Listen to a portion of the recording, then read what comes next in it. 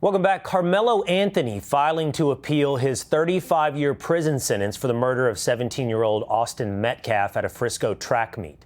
He has the possibility of parole after serving half that sentence. An audible gasp heard inside the courtroom as the sentence was read. Karmelo Anthony, inconsolable, his head hung low, crying. And for the first time since the trial began, Austin's twin brother, Hunter, walked into the courtroom. He spoke directly to Karmelo Anthony. "I just want some respect if you could look me in the eye." Carmelo looked up. Hunter continued, "I'm trying to learn how to forgive. I'm trying to understand why he had to go. You took away someone who was supposed to be an uncle to my kids." Austin's father also spoke directly to his son's killer. "We were robbed. Don't look down. The public response sickens me, especially when a gag order doesn't allow me to defend my son. This was never about race or politics. But what you did was to choose to make it about both. Grief is not sad, it's rage. A piece of me died with my son. I forgive you, but I do not forgive what you did. You can't even look me in the eye, but you can stab my son in the effing heart." Austin's mother telling Anthony, "You may have just been given a sentence of 35 years behind bars. You can consider yourself lucky because I've been sentenced to a lifetime without my son." Heartbreaking, devastating. This case is tragic. But somehow it also became tribal. Outside the courthouse and online in the comments section, a modern American racial drama played out. Not because everyone saw it that way, but because a group of activists insisted on seeing it that way. I said, as a former prosecutor, this was a legal lynching that happened in this slaughterhouse. This is a slaughterhouse. This is not a courthouse. This courthouse is designed when you will come here and you look like us, to slaughter you. That's what they were. Those twins are domestic racist terrorists. Illegal lynching, domestic terrorists. That person is a lawyer. My question is, who gave that person a law degree or a bar card? Unfortunately, it gets worse. They should have both been arrested. Both should have been dead. Both brothers. Both of them should have been dead. You ask me? They both should be dead, referencing the twins. This poison extended to the Metcalf parents. If he was right, we wouldn't even be here today. It would have never came to court. It would have never been no handcuffs. We wouldn't be here today. They said we supposed to know how to act around white people. What the is that? You should have taught your sons to go get a adult like we know how to do. Friends of the Metcalf family were even followed to their car. So the question is, how far has this reaction spread? It's far enough that Cardi B has a take. She wrote on X, "Wow, just frickin' wow, disgusting. This is not justice, this is trying to make an example." But Cardi B is a moron. The question is, how widespread is this sentiment? Does a significant percentage of Black America see the victim as Karmelo Anthony? We have some evidence.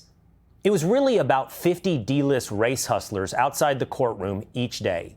Their champion was illiterate criminal Dominique Alexander. I mean, this case was so obvious it couldn't even gain the attention of Al Sharpton or Ben Crump. And Ben Crump has never met a race story where he didn't want to be the main character. But this is where the story takes a turn. Because what started outside the courthouse found its way into politics.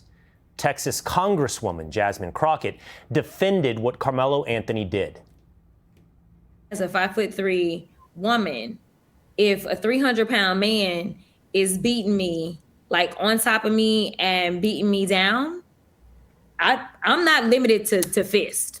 Because I'm telling you right now, if you are twice my weight and got way more strength than me, and you got me pinned down, I don't believe I'm going to survive. You know, I would argue that even the only time we go into things like people's hands being considered deadly weapons is typically like if they're a professional boxer or that kind of stuff. But I think by the time you start getting to like football player, good argument. Good freaking argument.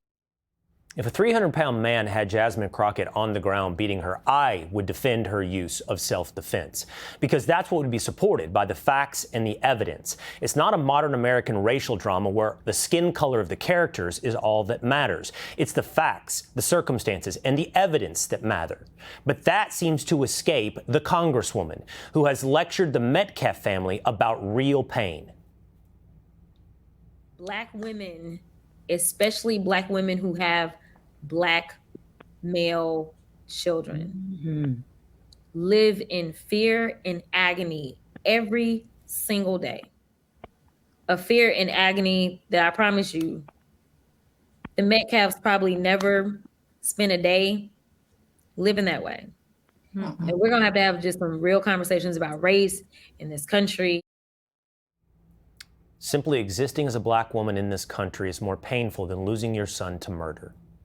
Disgraceful, unethical, unbecoming a member of Congress. It takes a simple majority. Members of Congress, Jasmine Crockett should be censured. Joining me now, prosecutor in the Karmelo Anthony trial, Bill Wirskye, and Collin County District Attorney Greg Willis. Gentlemen, thanks for being with us here today, Mr. District Attorney. I think I'll start with you. Let me get your reaction to the sentencing of Karmelo Anthony. I'm sure you men are relieved and happy with the verdict. How do you feel about the sentence of 35 years? Well, Will, I'm gratified by it.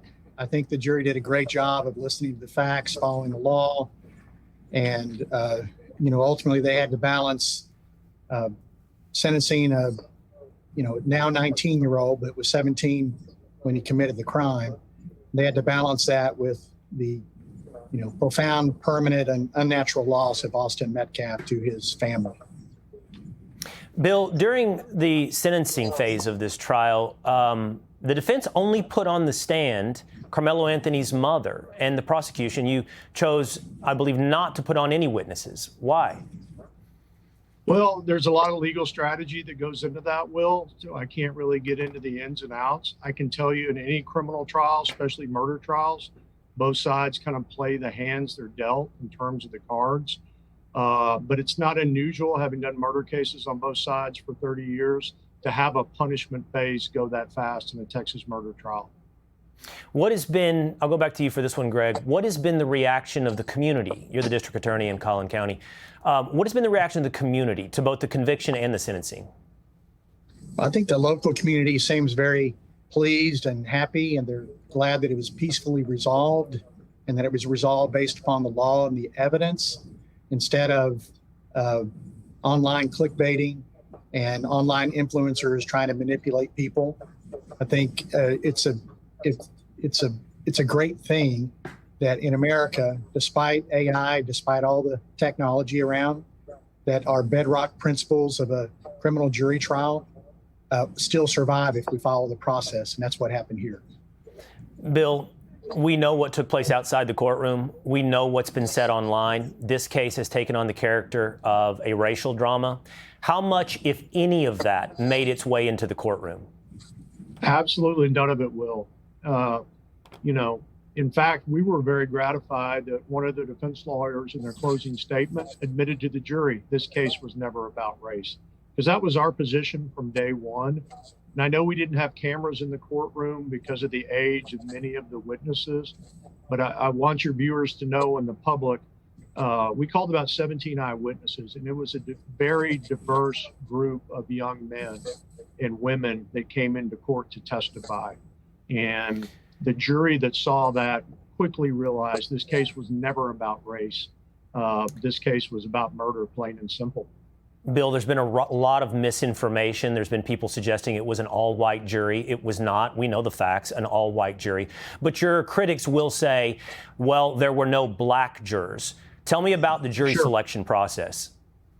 Well, we started out with 500 jurors, Will. That was whittled down based on specific answers and questionnaires to about 250. And then we talked to those 250.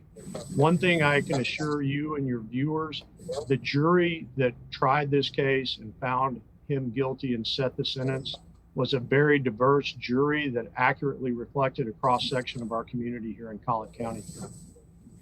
Greg, it was just announced just a few roughly half hour ago that Karmelo Anthony has filed his notice for appeal. What's your reaction?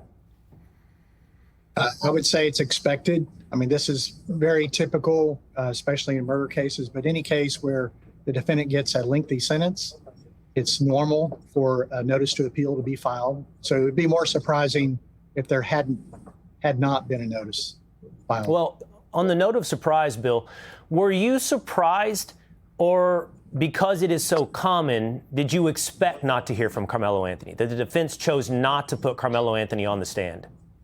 Well, in many criminal cases, we never hear from the defendant. The prosecutor in me, of course, wants to ask questions, wants to cross-examine. And a lot of times in self-defense cases, the conventional wisdom is you're not going to win on self-defense unless you call your client. So I was hoping he would take the stand. I was hoping jurors in our community would get to hear whatever story he chose to tell. But, you know, ultimately it's his decision under our Constitution, and we have to respect that. And as frustrating though it may be, you know, we had to live with it. Bill, what would have been your main question that you would have wanted to ask Karmelo Anthony on cross-examination? Very simple, Will. Why did you take a knife to a track meet? That fact that he took the knife to the track meet, what does that answer tell you? It tells me that when he went out and provoked this difficulty, this confrontation with Austin Metcalf, you know, he had a secret no one else knew. He had a knife hidden.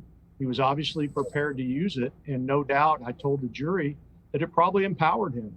He knew that any confrontation he provoked, he was going to come out on top because he had a knife in violation of school policy. So I really do think it's important to know why he took the knife.